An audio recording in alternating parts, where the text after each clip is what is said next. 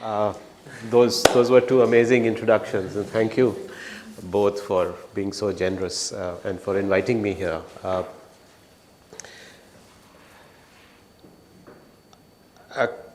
A bunch of quick things. I think this is the first time somebody has actually picked out the women leadership point, and I don't want to take too much credit for it, but I do want to say that it has been an explicit focus of, and I think men have to step up. I learned it easily, but realized that the world is not as easy because I grew up in a home with 3 older sisters, and who were brought up in a very traditional way in Bihar, where my whole focus as a younger brother was to help my parents find a suitable groom for them. And the right groom was obviously supposed to be an IAS officer, and if not an IAS, maybe an IFS officer. And the way we would find them is through the Hindustan Times, Statesman and Times of India matrimonial columns on the weekend, which would arrive by a 3 p.m. flight in those days in Patna, which my father and I would go to Patna airport to pick up and come home. And I was a kid, so I was trained to actually climb on top of the dining table and mark out all the last names which matched our caste. We are Kayasts, for what it's worth, from Bihar, and so all the Sinhas, Srivastavs, Nigams, Saksenas, Prasads, Varmas, with an A, not an E, was the short list. And you only went for the top rankers. After somewhere in the middle of the list, you would stop. So that's the environment they grew up in. My sister had a bad marriage, and that forced her to take charge of her life and take the same exams which her husband, who was in the IFS, whom she was ultimately divorced with, had successfully taken. And she became the first woman IPS officer from Bihar. In fact, I would love to gift a copy of the book by her for everyone. I'll love to send a copy later. But the reason I say that is that she's been the big inspiration for me to just see how her life just turned around. And so I forced her to write this book, and we've never talked about it. You know, as siblings, you don't talk about this stuff. But she told me how, for her, the big moment, I used to always give my father credit for what she did. And I used to say, oh, my father was such a brave man, he supported her. But you know what? I didn't give her enough credit till I spoke to her after she wrote the book, just a year ago. And when I started reading the book, I realized that actually it was actually not my father. It was she who took charge of her life.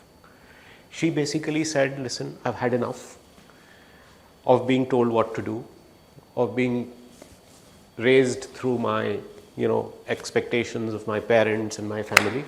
I'm going to take charge. And she said, I'm not going to live in Patna. She moved to Delhi. She went to Rao Study Circle, enrolled herself in coaching, and became an IPS officer, long career. It's all in the book. Anyway, my other 2 sisters benefited from her also, because then they both got careers. And so I think role models are so important. And so I'm sure all of you are also inspiring many legions of women, and I hope some men like me behind you. So do keep that in mind. I stand here not because of only who I am. I would have probably been brought up as a spoiled 4th small boy of 3 children, and I'd be managing my parents' property or something in Patna, if my sister had not taken charge of her life, because that's the kind of background I came from. Anyway, sorry for the digression, but since you brought it up, Aditya, I had to say it. I came here to talk today about scaling, because I thought that was the focus, though I know this is a concluding session, so I'll try to keep my remarks brief and maybe open it up for anything you want to talk about in terms of impact. I have to tell you that I come here with some insecurities. Somebody once told me that I don't know how to scale a business, that I may have done that with educational institutions and non-profits, but I didn't have it in me to really scale a business. And I think that's right, because technically I haven't at least scaled up. I've built many businesses, but I haven't really been able to scale that up in the traditional notion of scaling up, thousands of, well, Harappa now has 800,000 learners, and it got sold to Upgrad. So in some ways I'm seen to be successful, but it was a modest thing, It was not like we did millions of learners or flyers. And once somebody also told me that, Pramath, you're a non-profit guy. You should stay in the non-profit. So it's obviously these things still hurt. So I remember the words. So I come here talking about scaling with some disclaimers that you must know that unlike Aditya, I have not scaled up a business, a for-profit business. The good news is though that I have failed, if the facts are to be believed. And so sometimes failure teaches you a lot more than successes do. So I have thought a lot about what made me not scale up and put a lot of effort into the so-called non-profits as well, whether it's ISB or Ashoka, as well as Harappa, which was the last time I tried to capture all my learnings and do something that had a chance of success. I've also been looking at what others have done, and when you are a consultant, most of your expertise comes from copying from what others are doing. So you're trained very well to observe and pick up best practices, quote unquote. So I have spent a lot of time thinking about what makes people scale up. And interestingly, I was recently asked to teach a course at ISB with some other professors on scaling excellence. So that gave me a chance to think a little bit about it. So a lot of what I'm going to share is really born out of failures and perhaps copying or learning from others. I'd like to focus on three things. I think if you did a chat GPT on how do you scale a business, and I did do that, by the way. I think there's no shame in checking out what people have said in the past. You'll get at least a dozen aspects, including cash flows and compliance, and so it's a laundry list. But I would like to focus on three key fundamentals that I believe are almost necessary conditions for a business or an enterprise to scale up. So the first one is what I call building something around an idea or a business or an enterprise that has pull rather than push. And I'm sure I run the risk of repeating something that you've already heard from others, but however much you might spend on marketing or branding or buying your customers, and that seems to have become a little bit of a way to build a business over the last couple of decades. Of course, it's out of favor right now, so everybody's asking questions about CAC and so on. But I'm sure it'll come back, and lots of money will be spent on building places like this to justify why an idea should work. But the truth is that I have a very strong belief that fundamentally, while you can spend money on marketing and branding and customer acquisition, your product must have pull. and you have to be hard-nosed about whether you are smoking your own exhaust when you think it's ready to scale something up. So, what do I mean by that? For example, when we set up 9.9, and Sangeeta has worked with us for many years, when we set up 9.9,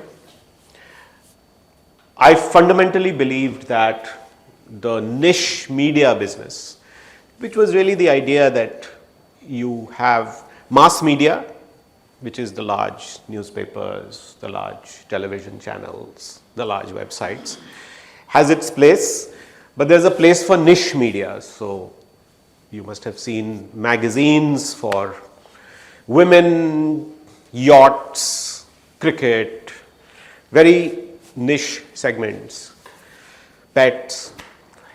And for a long time around the world, that was a very that was a very lucrative business. Lots of large companies got built around this, and I won't bore you with the names. I was in fact able to raise money to build a business around these niche media segments. And I used to be a media guy, so people backed me. They thought, of course, I knew what I was doing. One of the investors who I have a lot of respect for kept challenging me constantly. Pramath, do you think this is scalable? And my answer, and I think it was more of a consultant answer, was, well, it has scaled in other markets, and there are so many examples of scale, and there are public companies in Europe, UK, US. So, yes, there's a model here as well. What I didn't realize was that, in fact, the pull for a lot of the products that I had was just not there. So while I acquired a portfolio of these media products, some of them were really products where I was really having to push. There was one product that really had a lot of pull, and it's still there. It's called Digit. Those of you who are in the space of tech or are familiar with popular IT brands, this is a very popular magazine that people read even today, and now it's a website which is very popular. But because that had pull, it worked, but because the others had to be pushed, it actually dragged the whole business down, because we were just trying to push the other products, thinking that we had to scale it all up. And this is a classic example of people saying, you know, I'll start another, because I've been successful, I'll start another university. So I made the mistake of starting a business school in Baroda called the Sanskriti School of Business. I used the same model that I did for ISB. ISB had scaled up, it had gained, and I said, of course, there's room for many more business schools in India. So let me do a business school for a region and a small town. It's gone without trace. In fact, I had to shut it down after 3 years. Because there was no pull for it. People didn't want to do a high quality MBA in Baroda. They wanted to go to Pune or Ahmedabad. And I thought, well, lots of people in Baroda, sure, some of them want to do an aspirational MBA, lots of companies in Baroda, so I can build a little ecosystem. Baroda is like an India. And it didn't work, because actually local Barodans, if I can call them that, who really wanted to live and work in Baroda would get a cheap MBA from a government college in Baroda, and MS University in Baroda is well known, and they had a fairly decent MBA program. But those who had aspirations of doing well with an MBA wanted to get out of Baroda. And I knew that. I'm from Patna. Everybody wants to get out of Patna. Right? If I start a high quality MBA in Patna and expect that, you know, all the Patnaites will flock to this high quality MBA, they'll say, I'd rather go to Pune because that's where I'll get the jobs, or Bangalore and Hyderabad, and that's what people do. So that's an example of pushing an idea and saying, of course, I'm so great I've done something successfully, at least in that context. And often we come up with ideas like that which we think should work, people should want it.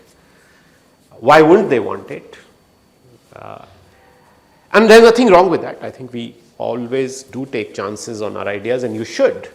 But we should also quickly be able to recognize when it's working or not working. And people may give you lots of money to push your sales or acquire customers, and I'm sure the funding environment will change and all of you will be able to raise money at very high valuations, inshallah. But the truth is that even in that model, fundamentally you need pull for the product. Not to belabor the point, and we can talk more about these later. My second learning has also been that, and this is maybe a cliched point when it comes from investors, is to truly understand the unit economics of something that you are scaling up.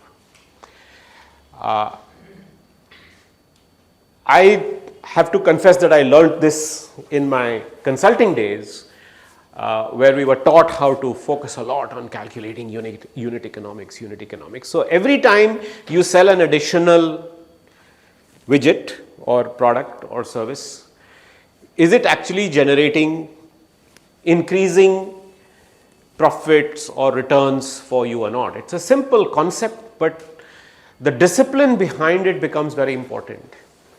By the way, one of the areas where I think I may have been a bit loosey-goosey in being challenged that I don't know how to run a business or that I'm too much of a non-profit guy is that often when you're running non-profits, there are donors and funders, and you do badly one year, you can always go back and say, listen, I'm going to take a little bit more time. But I think you have to be a little bit more hard-nosed when you do that in a business. And you can delude yourself in saying, no, ye theek ho jayega. After a few quarters, years, my economics will improve. Well, will it? And have you really spent time understanding fundamentally, are you going to make money or more money from every extra pencil or book or restaurant or outlet that you're going to make? And this is a very simple analytical exercise. I've seen a lot of people do it and still be in denial because they love the product so much that they don't want to believe that the numbers are right. And you can always tweak the numbers to justify whatever you want because it's all on an Excel sheet anyway. But I do think that it's important to be brutally honest about whether the unit economics truly works or not. The third factor that I have discovered is that this whole idea, and again I may be repeating what you've heard, this whole thing about 0 to 1, 1 to 10 and 10 to 100, if you know what I mean, the people talk about different stages in a business and you can put different numbers on it. I think it's so true. People who can get you from 0 to 1 may not be the people who will get you from 1 to 10 and may not be the people from 10 to 100. In fact, what has been most painful for me is that I've rarely found people who can straddle all three stages. These are people who give their heart and soul to help you build the business in the initial stages, but are horrible when it comes to taking it from 1 to 10 and are complete misfits when you are going from 10 to 100. And there almost seems like some people are built for a certain stage. And maybe I am too. Maybe that's why I get the comments that I got. And maybe you are too. And I think it's important to understand what you are good for. And obviously founders can't just desert a business. So it's important to make the adjustments for where you think your gaps are. Are you more suitable for truly for the 10 to 100, which is the scale up part? Or are you better for the 0 to 1 part and then get some help in just acknowledge and be brutally honest that, hey, for the scaling up, I need help. I don't know how to do this, or I'm scared about this, or I'm just not the kind of person who's going to put in processes, systems, and so on in place to get me to the next level. So again, a bit of hard-nosed analysis about which stage of the business are you really fired up by, and where are you going to get need, because there'll always be some 0 to 1 things that you will be doing even in a 10 to 100 business, and so there'll be enough for you to do. It's not like you are getting yourself out of a role, but being brutally honest about what role are you really playing. This is a point about culture, this is a point about alignment, this is a point about fit as a larger point, and those are more generic points. But I think you as the founder and your key team members, again, to give you an example, there was a very strong team that helped me build ISB. But I still remember sitting in my office when I had been asked to take over as dean, and there's a history to that. I was not really supposed to be the dean. And I had assumed that the people who took the institution who had worked on it for almost 6 years, from 1995 to 2001 when we launched, I had assumed that these guys will be with the institutions for the rest of their lives. Within 6 months of us starting the institution, they were all gone. And they were gone because they were just complete disasters in dealing with students and faculty. And Aditya will tell you about some of the trials and tribulations of dealing with students and faculty. It was one thing to get the infrastructure built, to get the admissions done, to get the website done, to get the brand out there, to do the outreach, to do the admissions of the first batch. But once we had 128 students and faculty on campus, it was a whole different animal that you had to deal with. And none of these guys had any patience. In fact, they said, "अरे हमने बनाया है भैया, आप who are you to tell me कि water leak हो रही है? नहीं, campus है, time लगेगा." And people are saying, "Boss, I'm paying 7.5 lakhs in those days to be here, and you're saying you can't provide me hot water." So it's a completely different ballgame, and I've seen this time and time again. I often hire people and say that, "Listen, join me, but know that at some point you're going to have to be you'll have to completely transform yourself if we are going to scale this business." So I'm not saying that nobody is good for this, but it's only the people who understand that they have to completely change themselves for each stage of the business if the business is really going to scale. I have a lot of points about scaling that I can keep making, but I'll stop here only because I think it's better to be interactive, and I talk too much and I can get boring after a while. The only last thing I will say, and see, I told you I talk too much. One of the big concerns people have is about quality when you're scaling up. And I think it's a false trade-off. That's why I didn't talk about it. And especially in educational institutions, I learned very early on that the largest education institutions in the world are also the best. So to say that just by growing you will dilute quality is something that one just shouldn't accept. It is one of the challenges, but it's a false trade-off. Any discussion about scale has to assume that quality will be maintained, or in fact it will get better. And in fact, in educational institutions it only gets better, because the more students you have, or the larger you are, the more resources you have, and the more ability you have to do things in an innovative and agile manner, and that's true for enterprises as well. So I think people are too scared of this quality question. I do think it's a challenge. Obviously you can't dilute quality as you scale up, but it's not up for discussion. It's obvious, isn't it? How will you scale something if your quality also doesn't improve? So I think we spend too much time, of course you have to solve for it, but we spend too much time debating it, and our teams will come and threaten you saying, "Oh, if you grow the class size, if you take 100 more students this year, quality is going to go down. You can't do this." Well, in that case, nobody will ever grow. So I think it's just that people make a bogey out of it. It's a false trade-off. You shouldn't accept that. You should assume that, yeah, I mean, the reason I get paid is to actually grow and maintain quality at the same time. Where's the trade-off? I'll definitely stop now.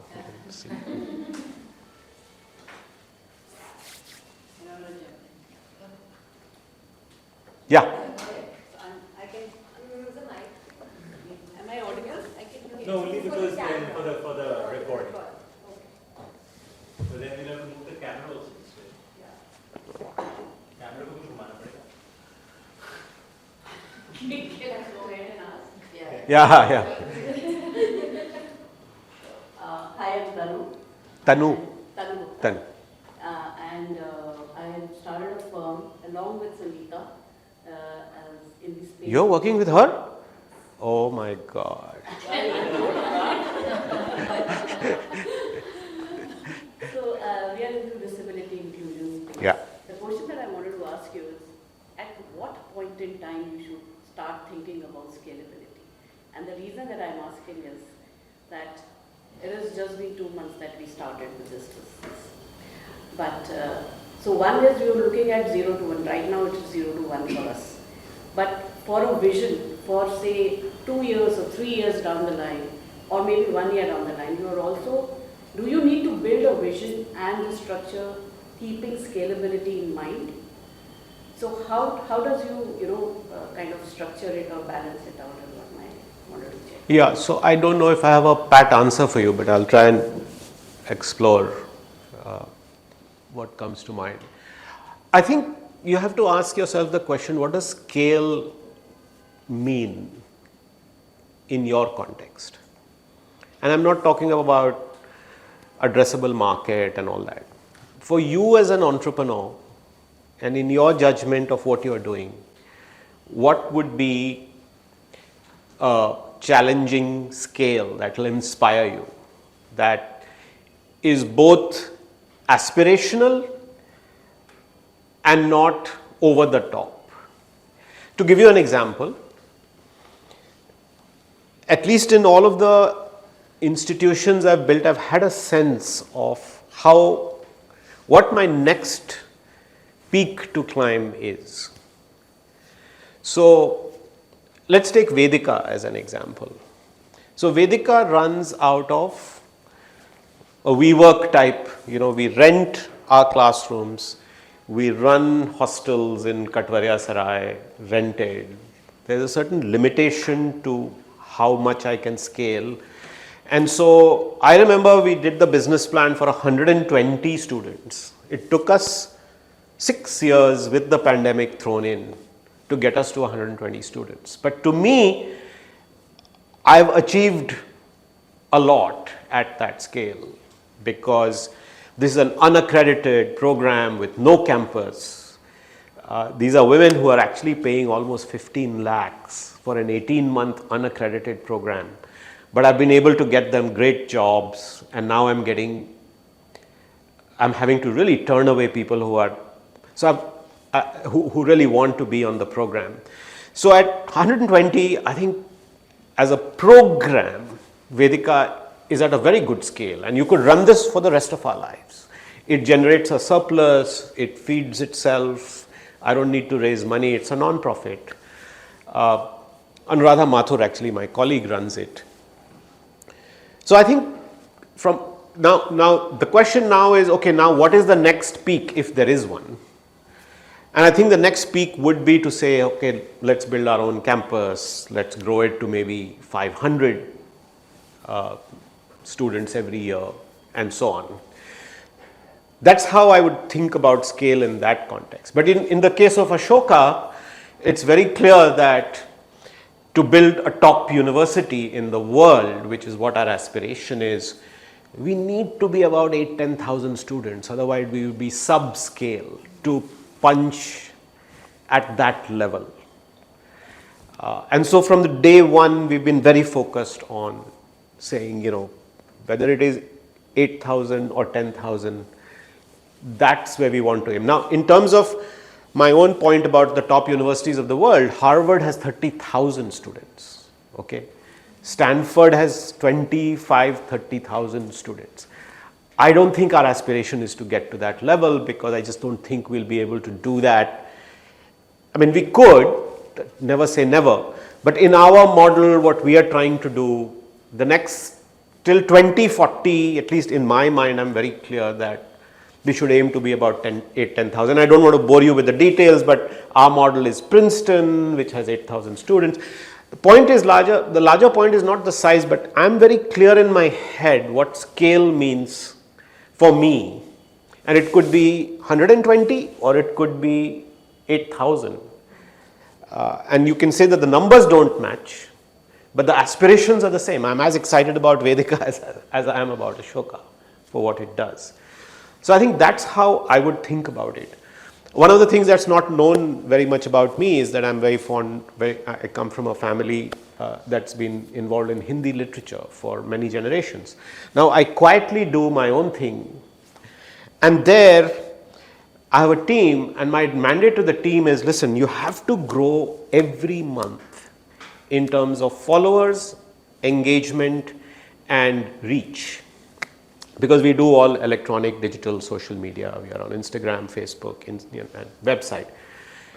So we are already at 30,000 followers.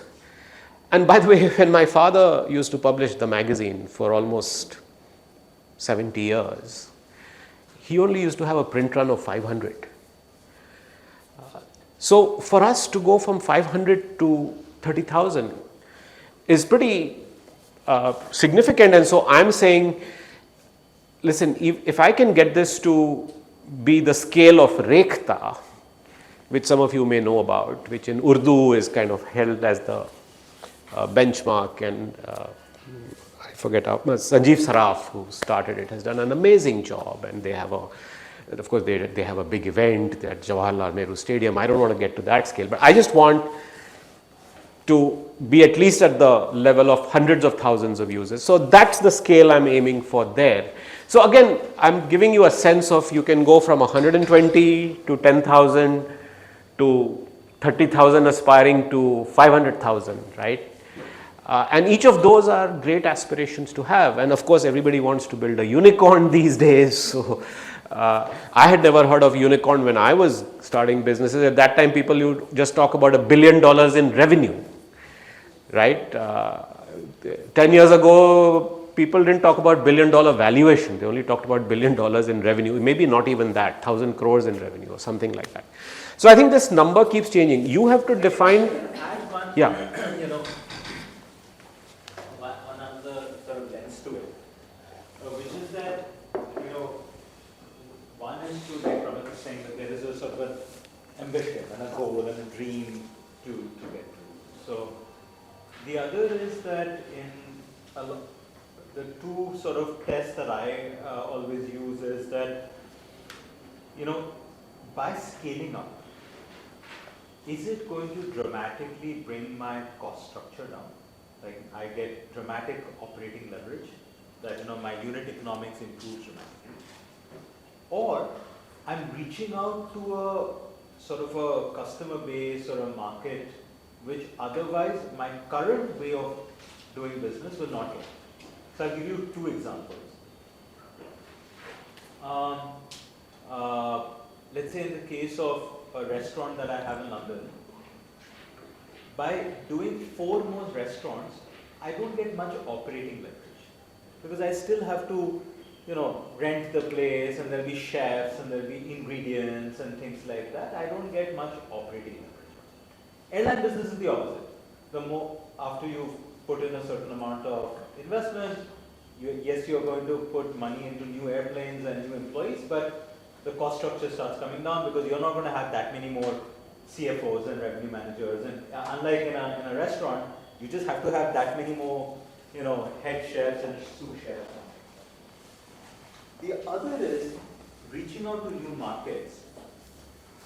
So for the longest time, you know, like today, on one hand, when we are building a casa, for instance, we have a huge market. There are 1.4 billion people in India. You take another 3-4 hour circle where our aircraft can fly, that's 2 billion people.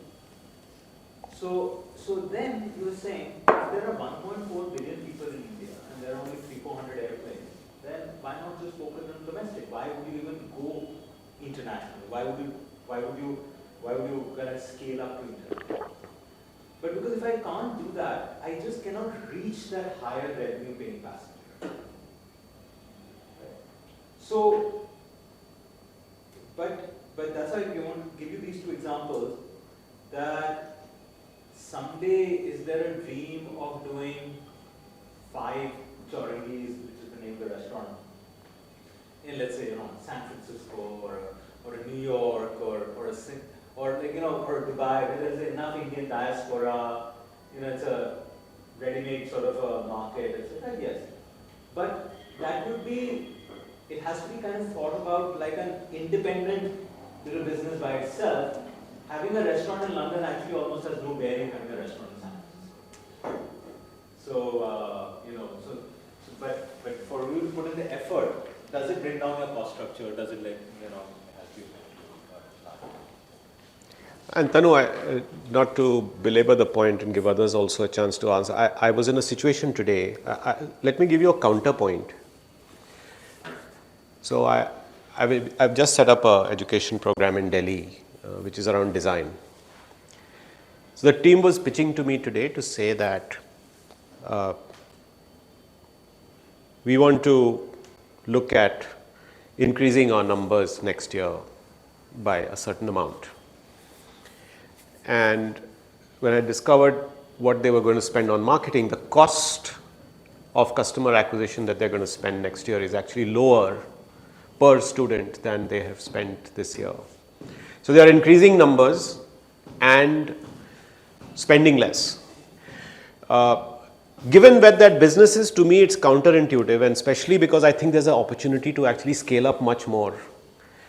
And to answer your question, why did I think that? Because I think the question you asked was slightly different from what I answered. Like, when do I know that I should scale up? I think you know when you see that what you have is working and there is some operating leverage already, and we can get into what I'm sure somebody has covered operating leverage, or if it had, right. So for example, what happened was, when I looked at the data, we actually got the same number of leads as we got last year, but we got double the number of applications. And we got double the number of conversions of those applications already. Now, I don't see, and now I think my intuition, of course, part of it is intuition by my experience, is that my product is working. We wouldn't have doubled numbers without spending double the amount of money and not increasing our leads. So our leads are the same because we spend the same amount of money, but our numbers have doubled. So there's a natural pull. Now I think there's a fit. Now I think I should actually push the accelerator rather than hold back, which is what the team is doing. They worked so hard last year that they're still in this mindset of saying, maybe I'll grow it a little bit and maybe try and economize on the operating leverage. They are actually trying to force fit a mindset when the mindset needs to change, and they say, hey, this is working. So when I talked to them today, I said, listen, let's keep the spend per student as it is. Let's not bring it down, and let's look at doubling the numbers. Now suddenly that, and I'm not trying to say that I'm some sort of, I don't know if it will work or not. But I think applying that mindset and recognizing that what you have is working, that's the time to really scale it up. And I think there's a lot of factors that will help you convince that. Usually people force themselves to scale up because somebody is telling them to scale up. And I think that's the problem. Only you as an entrepreneur and who is close to the business can know whether there's a natural pull. Is it becoming easier for this thing to be bought by people? Or am I pushing it hard as hard I was doing before? That's when you think about, okay, now I need to push the accelerator. It feels like you're going downhill, and that's when you push. Then you try to go faster because you don't have to push uphill any longer. Okay, sorry, enough on that point. Yeah.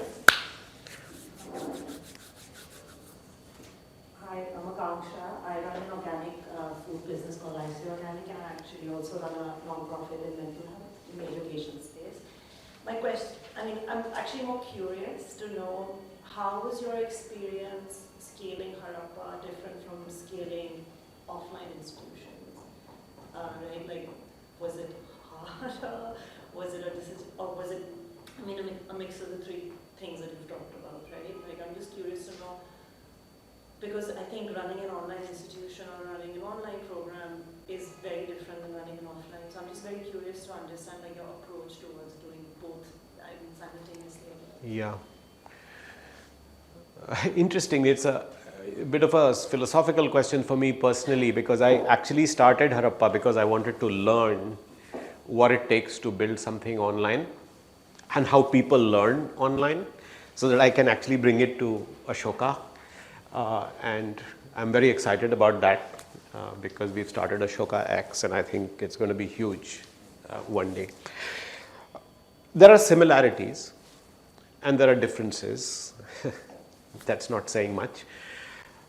The similarity is that in education, people want outcomes. This is the hard truth that a lot of people don't realize. People want results, especially if you're going to charge them. Nor are we at the point in education where somebody just goes to an institution because it looks great on their resume. Even there, they do that because they think there will be an outcome. So both at Ashoka and at Harappa, the questions around outcome become very important. Where there is a big difference is Harappa is entire B2B. So I'm actually doing corporate executive education, where at Ashoka I'm having to deal with parents and their 17-year-olds largely. Very different segments, which is where there's a huge challenge in satisfying corporate customers is more like my McKinsey work than my Ashoka work, because that was a B2B business. And of course, there's the obvious difference about how do you get people to learn online? Because you and I all know that maintaining time and attention like this with you completely focused on what I'm saying and me completely focused is very different on Zoom as it is in this room. But where this all boils down to is understanding, therefore, what are the points that will convince you in the online world that you can start to push the accelerator as opposed to what I did in the offline world. The interesting thing is that in the online world, you can try out lots of different things. Offline, it's very difficult for me to start a new program. I have to first go to Haryana government and convince them. Okay? And then I have to see whether people will pay the fee and come to Sonipat and live in the hostel and all that. Here, I can launch a program a day if I want. And in fact, we've done a little bit of that. We've kind of done a bit of too much of spray and pray. ये भी शुरू कर देते हैं, वो भी शुरू कर देते हैं. But what it does is that you have to be brutally honest about what is working and what is not working. So, by the way, one of the most popular programs that we have is our women's leadership program. And the reason we started is not based on some survey or anything, because I felt passionately about it. We had done Vedika. My CEO is a woman who worked with me at Vedika. So we already had the kind of the Vedika mindset. So we said, okay, let's do something with women's leadership, and boom, it's one of our most popular programs. In fact, I'm surprised that I go into institutions and people say, oh, I want that. So that's a very different model that I'm learning about the online world. Equally, we started a lot of things which didn't go anywhere. So I can tell you that we have a program around climate and sustainability and nothing happened. Literally nothing happened. And it was the same replica. I said, okay, if we are doing around diversity and gender, we can do around climate and sustainability. And there were no takers. So the challenge there is that because you can do it, you're not as thoughtful about what will work or not, because you get in the mindset of saying, isko bhi try kar lete hain na, kya hoga? But then you have to be very disciplined about shutting it down also. Ki bhai, it's not working. There's something wrong here. If I'm going to do try it, fix it kind of model, then I have to shut things down as much as I try things out quickly. So I don't know if that's helpful, but It's not provoking. yeah. The outcome piece though is critical. Yeah, but do outcomes differ or are the outcomes more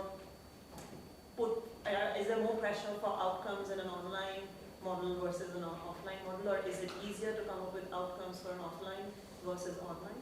It is. The second part is true. I don't think the pressure is any different. Okay. I think parents and students still want the same outcomes in terms of jobs or where they go to study next, as corporates do with their employees. But it is just harder to prove that in the online world because it's all very new. The interesting thing is that nobody has ever been able to prove the outcomes of training. So what happens is my sales guys get very intimidated when they are asked that, show us outcomes, this is online, how will this work? It's only when I can go there and tell them, listen, you pay 5 lakhs to go to ISB and I don't assure outcomes there, you pay the money there, why do you think this training is worse? So I think you need to have a little bit of that confidence, but of course I'm working very hard to create outcomes. So, yeah. Ask this question a little bit differently. One is that, the online space, in whatever, there are many people who are primarily online or a digital business. It's a crowded space. Yes. It's a crowded space, it's difficult to get noticed, and that's where this whole thing comes about, cost of customer acquisition and so on and so forth. So that has its own challenges. On the other side, and in Ashoka, where it's a 50-acre campus going up to a 100-acre campus, and just moving things and planning things like 2 years in advance and 3 years in advance, and is a completely different animal altogether. Let's say if 100 students came, even if instead of 100 students, 130 students came, now you've got to think of where are they going to stay, and where, what is the classroom size, and what is the student-teacher ratio, and X, Y, Z, and you can't, by a click of a mouse, say that let's get 50 more students. So there is that. So your experience in kind of whether it is ISB or Ashoka type thing, or whether it is growing the 9.9 or etc. So that difference, similarity. Yeah. Honestly, I don't know quite how to answer that, except that I would say that one of the things that has worked for me is to be very conscious of what are the key leverage. I'm an engineer by training, so I don't know how many of you are engineers, but when you think of things like control systems or just a lever, the idea of a leverage and the lever, I always look for, or maybe bang for the buck, whatever expression you want to use, I always look for what are the 1 or 2 key things that are really going to make a difference. I almost make it my business to say, as the CEO, as the owner, and what will make a huge difference and give me a real kicker in online is very different from what it will be in the offline. So I know that at Ashoka,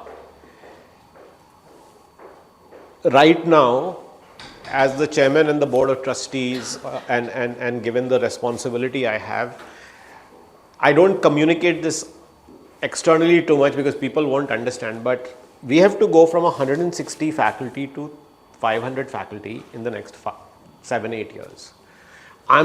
In my mind, I'm measuring myself against just that, because everything else, whether infrastructure or students, it all depends on the quality of faculty, our larger reputation in terms of teaching, research. And if I can just focus on getting the 161st person on Ashoka faculty to be really good, and the 162nd person and 163rd person to be really good and have a high quality standard, and each time ratcheting up the benchmark, then I sleep well at night. In fact, I take a lot of pride when we are able to get a star person in. Just this morning I was discussing with our Vice Chancellor these 3 next people that I'm working on. We just closed a deal with, call it a deal, but move a star professor from TIFR in Bombay to Ashoka, and I was so excited because to me those are the points that really take you to a whole different level as a university, as a new institution. Similarly, in the online side, I think what really helps me is to be able to get clear outcomes for our classes, cohorts, and deliver that, which is a very different focus. Their faculty doesn't matter. So to give you an example, the reason our women's leadership program actually took off is that the first client we got was Hotstar Disney. And Disney ran a program across Asia for the women leaders. Interestingly, 3/4 of the cohort actually got promoted within 6 months. And almost every woman in the cohort started mentoring other women in the organization. Now, I didn't know that these were the outcomes I was looking for.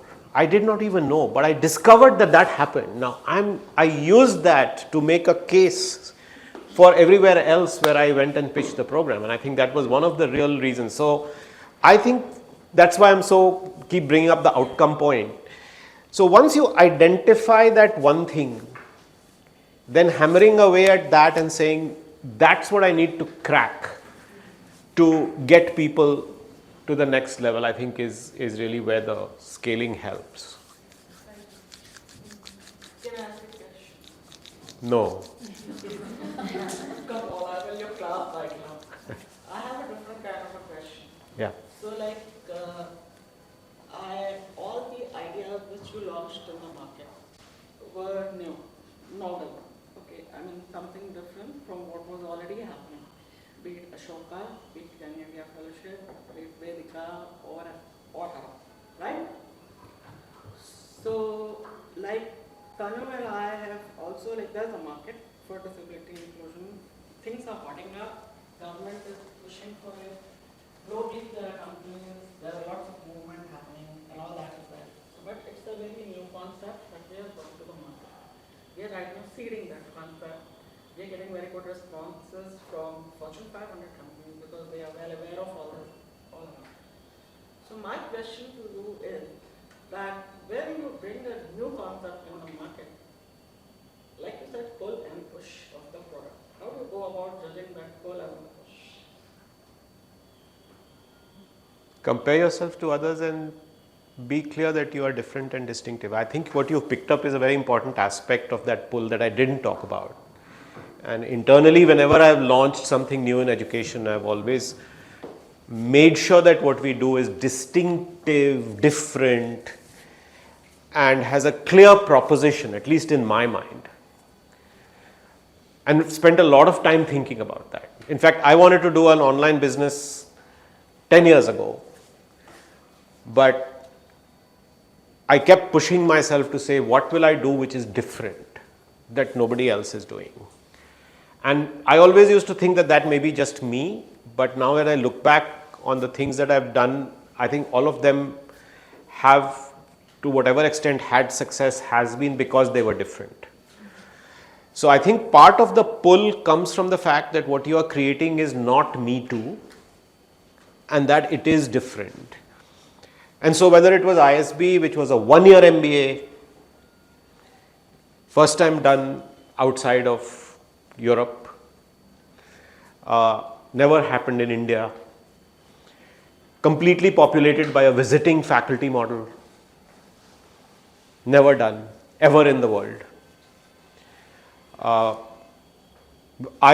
Ashoka, a Young India Fellowship, the 1-year liberal arts program doesn't exist anywhere in the world.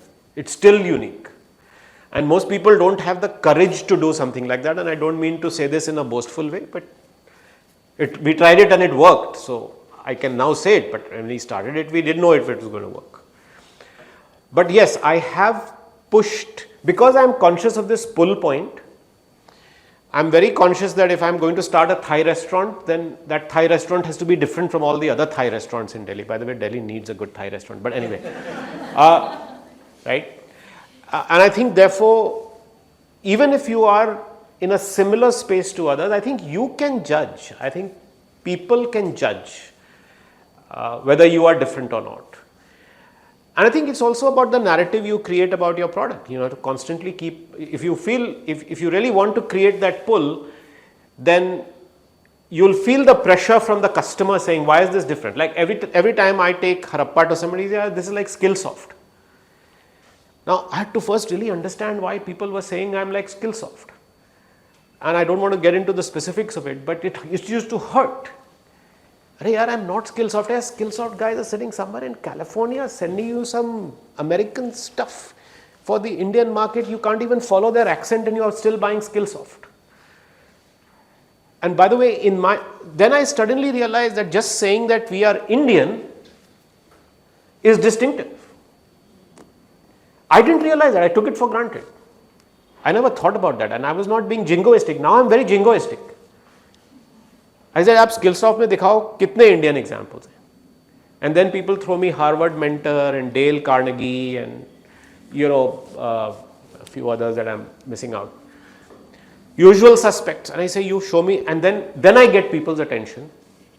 So I do think that you have to be very clear that you might be in a similar space, but constantly strive to see how can you be different. Not for the sake of being different.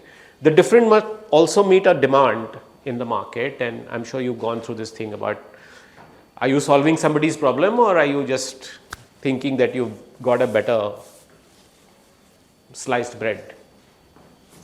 So I think it's important to constantly sharpen even Vedika, it's another program, but it's got liberal arts and MBA combined, which is why it's so popular with women, because even ISB can't do what Vedika does. And it's different, and it worked. But the journalism program I started didn't work.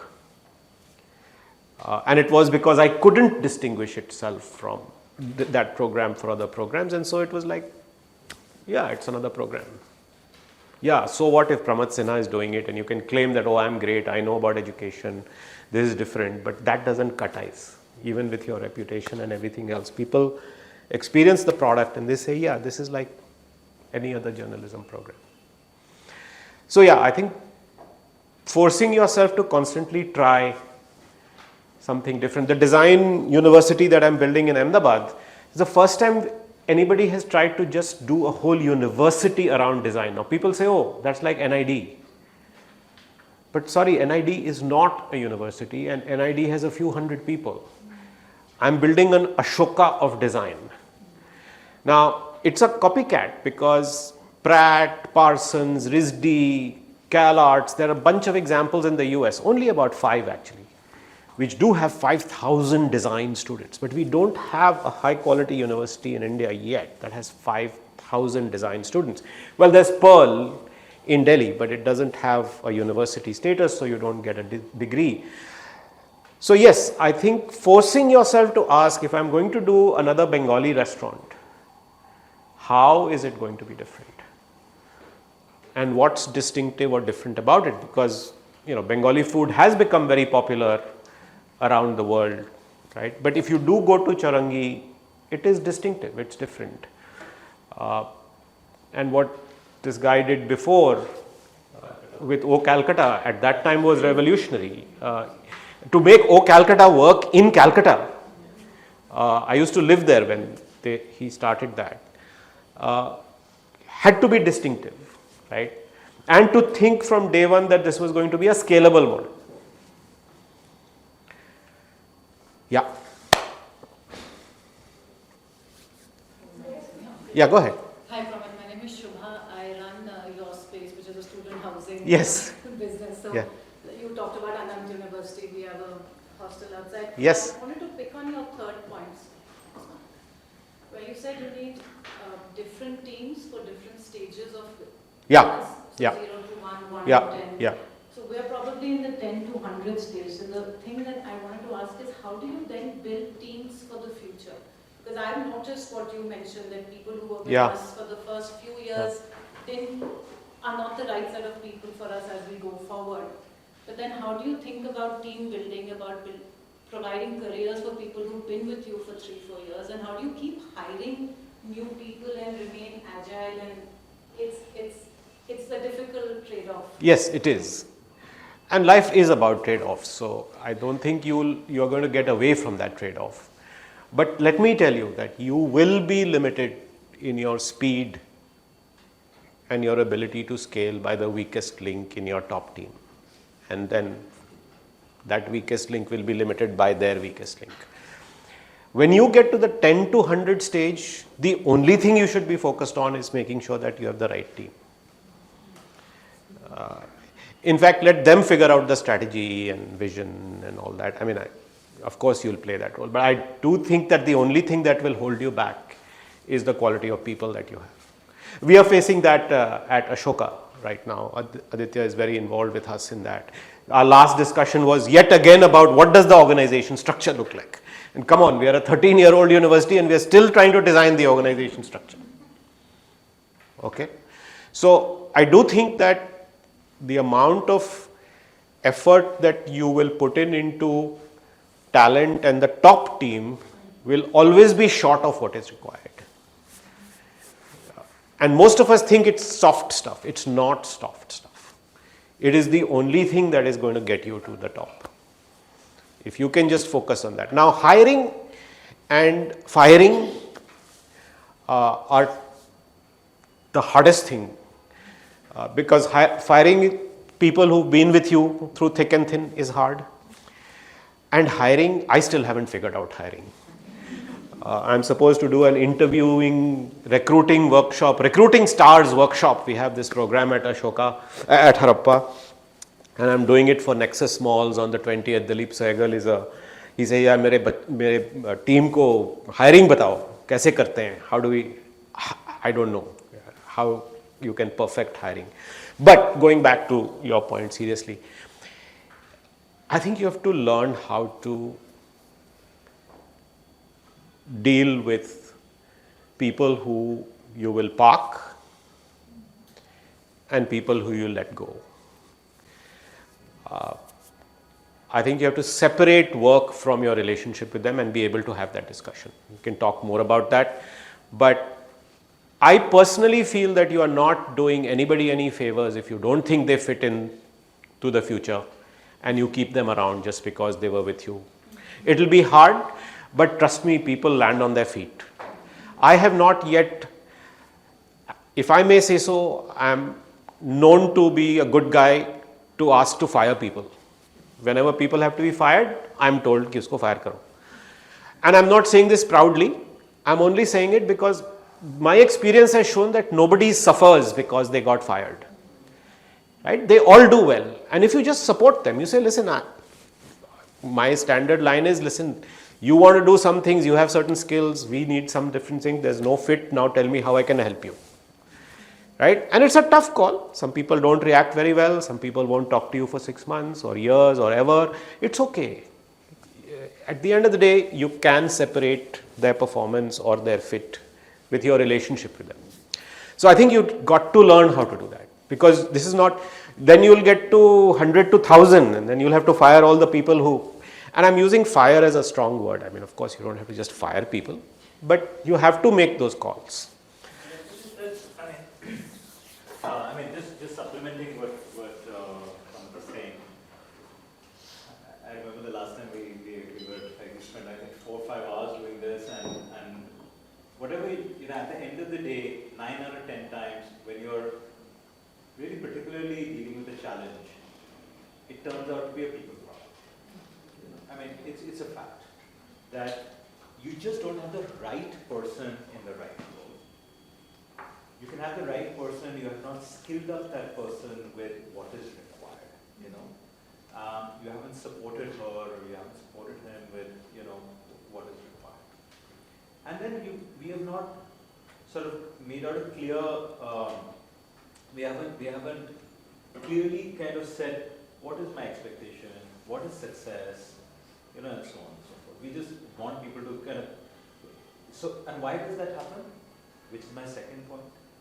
That we think we are a people's business, but one question that I often ask chief executives or leaders is, if it's a people business, how much of your time are you spending around people? It will be some 10% of it. And then it's outsourced to HR. Yeah, it's like saying that I am a pizza company, but I only spend 10% of my time on pizza. So taking the time and the effort to actually spend it around, when I say people, all the way from hiring the talent to thinking about it, to the nurturing the talent and so on and so forth, is a big part of it. And the third is that, which is always the difficult piece, is that as we are moving from university level to the league, to international, to being at the world stage, we just need different types of players, right? And some of them rarely will be able to sort of evolve and raise their bar, raise their game. And I did a very interesting little thing. For my entire years at Ademo, which kind of started from my laptop, I was designated as president. It was not as chief executive.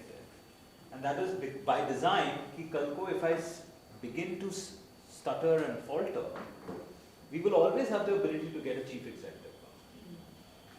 Fortunately, I was able to kind of maybe just scrape through so that they didn't appoint a CEO. More than scrape through. But it is, and it's okay. It's all right, but the more transparent you are with it. No, that's very helpful. What about hiring? Yeah, I wanted to cover that. Yes, please. You want to? No, please go ahead. I think you have to focus on your direct reports and over invest in the hiring of those people. Don't treat it as a normal hire. Spend time with these people. And if there are any red flags going up, don't hire them. You will create huge problems for yourself by hiring somebody you have doubts about. If you have doubts, trust your instinct, don't hire them. It's not worth it. You'd rather wait another 6 months, 1 year, 2 years, doesn't matter. Nobody walks on water, nobody is indispensable. But you will create huge problems for yourself. Your instincts are right. If you feel that there's something wrong with this person, or this doesn't fit, or a reference check. So I over invest in hiring people at the top level. For our vice chancellor that we just hired, we spent almost 2 years. Almost 2 years. And I actually ended up spending more time with his wife than him. Don't say this outside this room.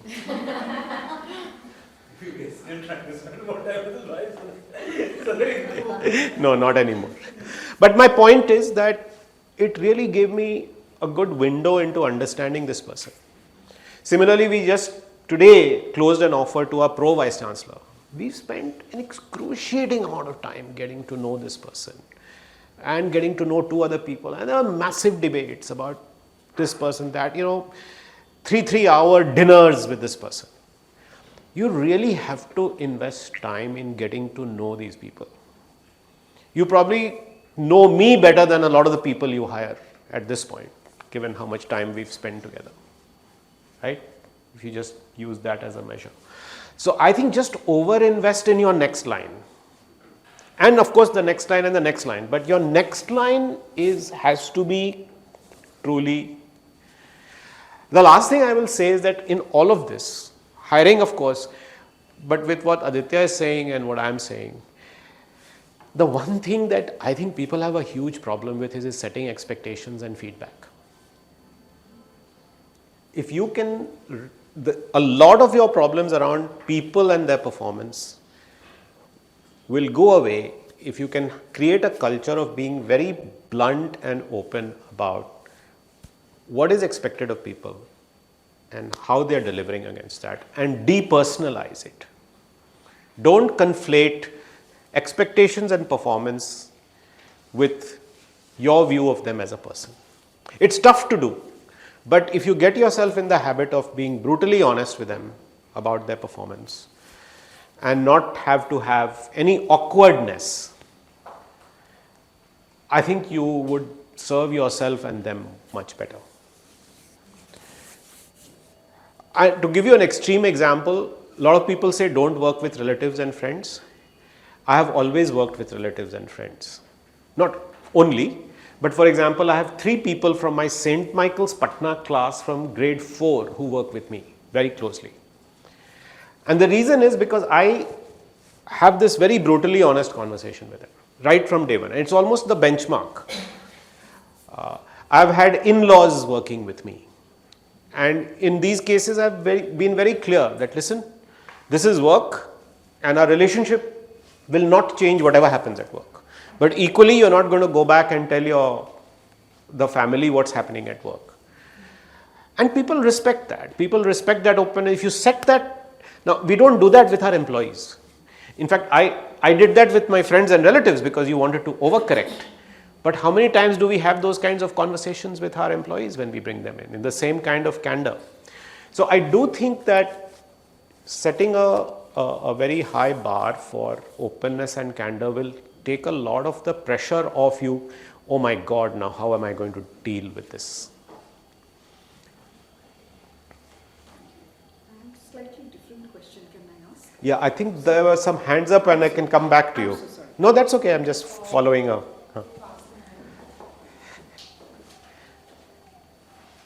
First, hi, I'm Mansi. Firstly, I'd like to thank you for pushing Manjini ma'am to write this book. I had the honor of meeting her a few months back at the Hyderabad Police Academy. And Oh, wow. after hearing her story, I read Madam Sir, and it's really inspirational. What were you doing at the police academy? I was there for a leadership conference. Okay. And she was a speaker. Yes, there. So I highly recommend everybody to read that book. Very inspirational. My question is more personal about your journey. Since you've done consulting, media, education, was this journey something you planned, or were these opportunities Completely just coming unplanned. at you and, okay. You have to read my book now. No, I think, sorry, you finish your question. I didn't. No, that's like, I just want to know, were you going with the flow or just gauging the opportunities coming? Yeah. No, obviously you don't grab every opportunity that comes your way. But I think I'm much more open to opportunities than most people are, at least most young people are these days. I find that a lot of young people today overthink opportunities because they somehow think that there's a high degree of causality between what you do and what will happen in your life. And what they don't realize is that a choice you make is as good as any other choice, right? There's as much chance of failure as there is success. My own view in life is that every time I've really thought through what I want to do and gone and done it, I've failed. And I say it with all seriousness, by the way. Big decisions about leaving McKinsey and becoming a CEO of a company, disaster. Rajat Gupta saying, hey, get involved in building this business school. And me saying, no, I can't do this. This is not for me. Main kyun business school banao? I don't have an MBA. I want to pursue my McKinsey. Trust me, you are the right guy to do this. And then after much humming and hawing, I said, okay, kar leta hu. And look, I'm standing here and the only reputation I have is in higher education. I've never been successful building a business, as people have told me. So my point is that I have felt that often others see in you. Somebody is offering you an opportunity. Think hard about it because you don't know what you are capable of. I didn't go for a software job and went to do a master's in the US because two of my professors said, don't sell out yet. We think you should study. And I was like, I have no interest in engineering. Look at my grades. I don't know. And they said, give yourself just one chance. Listen to us. And I went and then did a PhD, which I had no idea that I was capable of doing. Like I said, got into education. And I can give you countless examples. So I think that you have to be open to opportunities. Some people can't say no to anything. That's also not what I'm advising. But I think before you say no, think hard. And if it's somebody who you look up to, who's saying that you're capable of something or you're good for something, think carefully about it. Because I think others will see in you stuff that you don't realize about yourself. Did you have a question too? I think mine was actually very similar to hers. So I was coming to the point. Yeah. Like you just brought up that young people are a little bit more afraid of what are the consequences of the choices risk, and I personally feel that a lot. So I was wondering, when they talk about scale, it's often in a planned context. I'll reach this milestone, then I'll scale up to this, and I'll do this. But sometimes opportunities present in businesses which require a lot more risk, which have the potential to scale. So when you're like evaluating those kind of opportunities, like what's your mindset? How do you think through it? So I know that I have, and maybe this comes with age, but I do know that I love stuff that is risky. And I get excited about going after things that have a challenge associated with it. So I've learned to recognize that I love taking on these things. So I then go and talk to a bunch of people who kind of calm me down and give me a contrarian point of view. So I think that evaluating risk is a very, very important aspect of building anything and being able to do that. I think most of us have very deep-seated biases, and it's tough to get past those biases. Those are our blind spots. So the only way to truly evaluate risk is to actually try and get opinions of others.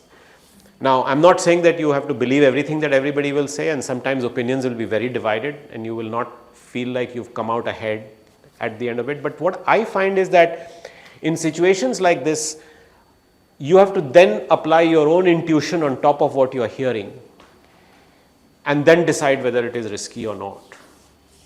I think that I've learned also that while I love the idea of risk, I'm actually not a risky person.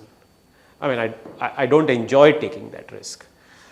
So I'm actually very careful. And so just knowing how you react to situations and what, are you overly careful or are you overly prone to taking risk is a good thing to evaluate about yourself and then have a bunch of people around you to guide you. I think it's hard to just do it by yourself, especially if you're making a call whether you should do. I have found it very valuable to, and sometimes to go even people who you normally don't go to. I remember that I was deciding whether I should become the dean of ISB or not. I was involved in this project. And I got the opportunity because the person who was supposed to be dean of ISB chickened out and didn't show up. And then there was a backup candidate and he got another dean job. So we were left without a dean. And so I was offered the role and I was like, it was a stand-in role. It was like 12th man, right? Night watchman. And I was like, should I do it? Should I not do it? I kind of wanted to do it. And then I was again conscious that I'm taking it because I'm, giving me some goosebumps to go try it out and do something different. And then all my McKinsey partners were like, no, this is over our dead body. You can't do this, right? And they basically even went ahead and said that, I didn't have the courage to say no to people and that's why I was doing it. And that I was licking my boss's ass and, all kinds of stuff. And so I was under a lot of pressure. And then my wife was, no, you can't do this. And then and everybody said you lose clients. And so I said, okay, let me go talk to clients. If you're saying I'll lose so I went and talked to some of our clients and they said, of course you'll lose us. But if I were you, I would still do this. And that's when it struck me that, there's a different way of looking at the process. So that completely changed my mindset. I was not looking at it as an opportunity. I was looking at it as protecting my job. And of course, then I met this man who, like I said, other people see in you what you don't. And I remember my wife asking Rajat Gupta, why do you want Pramath to do this? If you think it's a great idea, why don't you leave the McKinsey job, your job at McKinsey and go and do it? And I'm like, shit, she's asking he's a global managing director and my wife is challenging him. And he gave a very smart answer, but later on I asked him this question, did you really mean it? And he said, no, you know what, Pramath will do a much better job of this than I will. And I thought that was a very smart answer and my wife didn't have an answer. And later on I said, why did you say that? Were you just trying to be cute or you really meant it? And he said, no, I meant it because I've never built anything. I saw that you had been working on this and you could do things which I couldn't do. So that's why I told you that. And he was right. So again, other people will often help you. You have to have the right people though. Not people who are your cheerleaders or who are also have some competition with you or some gaming going on, some politics, right? You have to have a few friends, which is why I often say that it's important to have mentors. You may not have a mentor for life, but have one or two people who you know will give you unvarnished, objective, sound advice. I don't think you can have an aspirational career or ambition and not have a couple of personal board of directors, as people call them, right? Who you can completely rely on to give you sound advice. You still don't have to accept their advice, but at least you have a point of view. Sorry, ma'am, I know you've been. So my question is going to be a little different. So you talked about the pull of the product. Just take the mic. Sorry. Yeah. So, sorry, my name is Arpita. Yes, Arpita. So you talked about the pull of the product. Yeah. So what happens when there is no product? I'm trying to sell myself. I have a unique ability or a unique skill set. I'm trying to sell that. And why I'm trying to do it at a certain point of time is that, to be brutally frank, life has just thrown a googly at me. Yeah. And I need to do something. Sure. And I don't want to give up and just walk away. Hurt. Sure. So, do all of what you just said in the last 1 hour. It holds for you too. And at what stage, and I say this because you also mentioned giving up at the right time. Yeah. So at what stage do I determine, or am I even going to be able to determine whether I need to either give up or change course, do something else?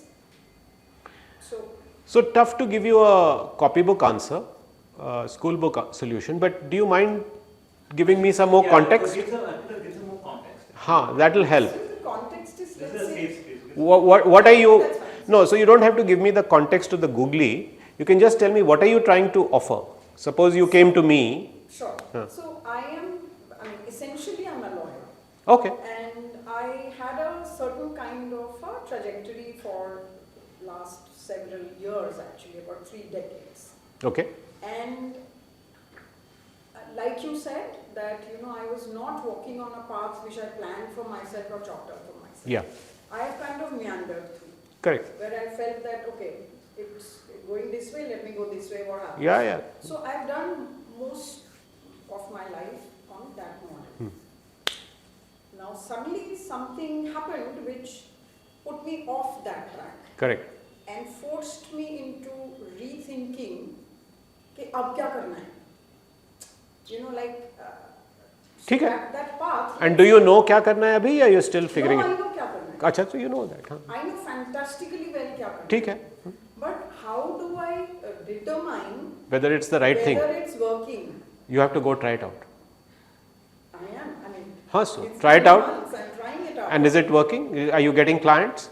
It is working. I'm not so much into clients. Okay. Okay. Because I just want to see let's say a concept or a project or a particular, there are so many people who talk here about diversity, inclusion, ESG, whether these concepts are something that I'm very sort of fond of working on. Okay. So it's not so much about building a client.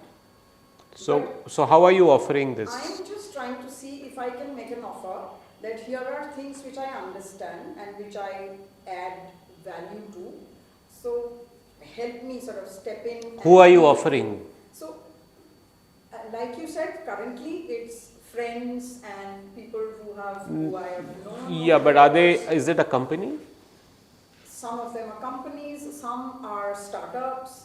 Okay, so they are all companies. Yeah, they're all companies. Some And are who in that company or enterprise do you talk to? The CEO or the HR head or? Mostly the CEO. Yeah, so you've talked to how many CEOs so far?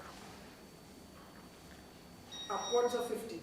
And have they bought whatever you are offering them? Some of them have, some Good. haven't, but nobody has really thrown me out.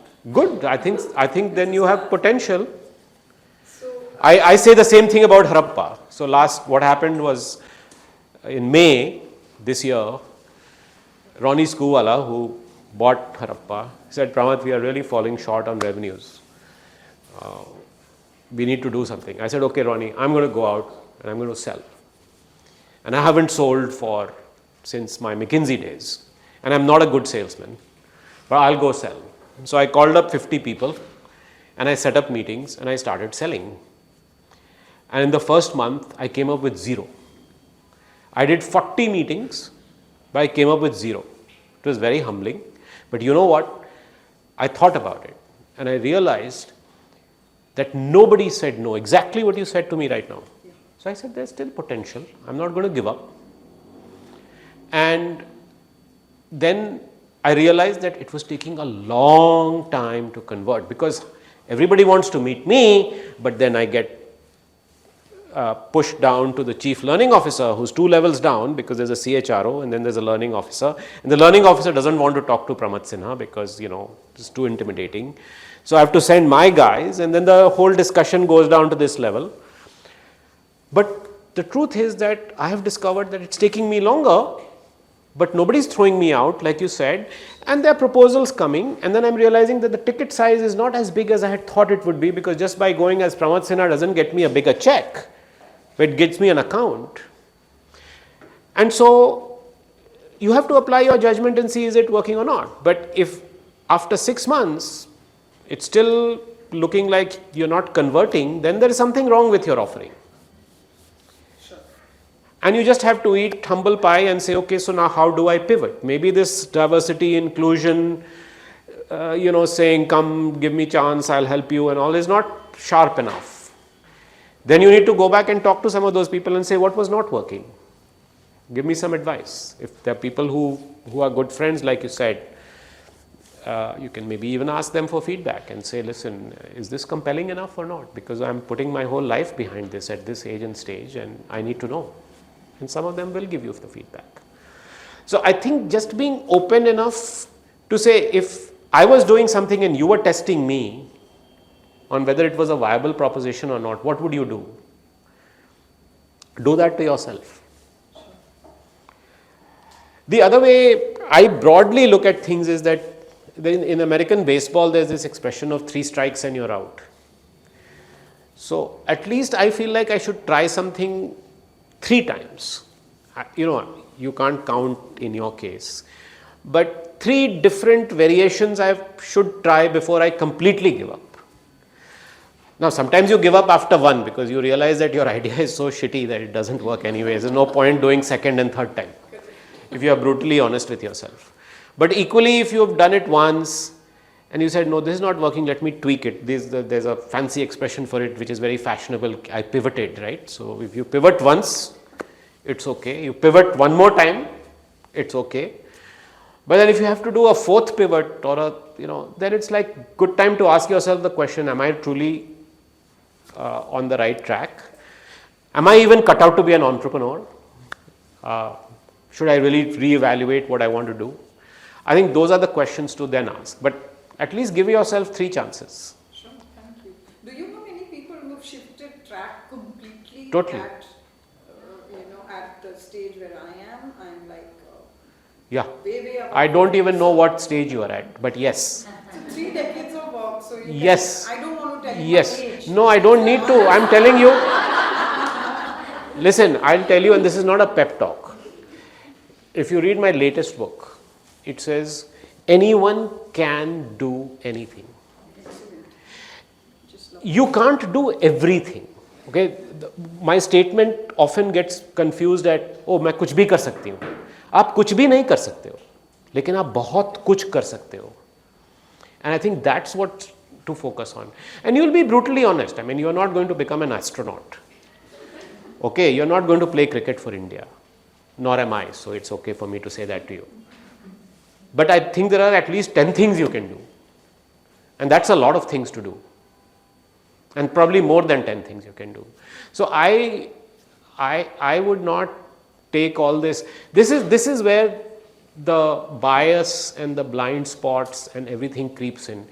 Okay, I have done all this. You had this narrative, I have meandered. You have not meandered. I have meandered too. I'm told I have meandered. Bullshit. I mean, sorry. But what is meandering? I mean, that's all of us meander. Who really knew what they wanted to do today? I mean, you ask all these women sitting around here, all of us. Here's a guy who's a lawyer, built an airline and doing Bengali restaurant in London. I mean, how much more meandering do you want to see? In fact, with Pramath's book, another one that, like, you know, we did a talk, sort of a panel discussion, a fireside with Ashoka University. We did it with a Harvard Business School professor, Arthur Brooks. Yes.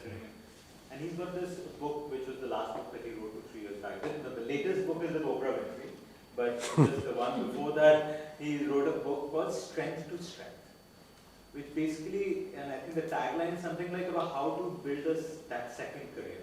How do you move from, you know, you've done something, and this whole concept is like, how do you kind of reach into what you have experienced so far, and then use that to do something completely different. And so I think that might be another very useful after Brooks. And then of course, Pramath's book is don't study, but Yeah, no. Thank you very much. You know, people keep saying fail fast. I'm not sure it's such a great concept always. Right? It's a good idea notionally, but don't give up. You'll know when to give up. Then it will be when you don't feel like getting up in the morning and doing it one more time. Then you'll know.